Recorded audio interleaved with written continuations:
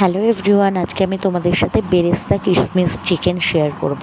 তো দেখো কি কি লাগে। এখানে আমি 600 থেকে 700 গ্রামের মতন চিকেন নিয়েছি। তার মধ্যে টক দই, বেরেস্তা ভাজার তেল আর পরিমাণ মতো নুন দিয়ে আধা ঘন্টা ম্যারিনেট করে রাখবো। এবার যেই তেলে আমি বেরেস্তা ভেজেছি তার মধ্যে আদা, রসুন, শুকনো লঙ্কা যে পেস্টটা ওটা আমি দিয়ে দেবো। তার মধ্যে নুন, হলুদ, জিরের গুঁড়ো, কাশ্মীরি লঙ্কার গুঁড়ো পরিমাণ মতন দিয়ে ভালো করে কষিয়ে নেব।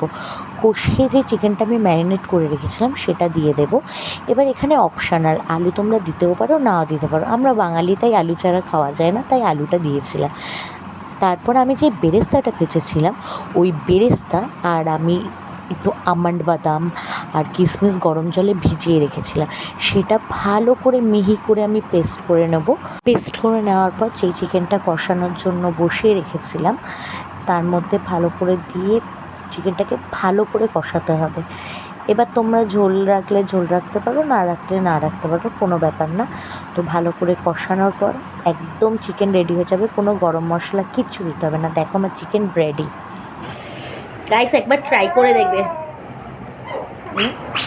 অসাধারণ হতো।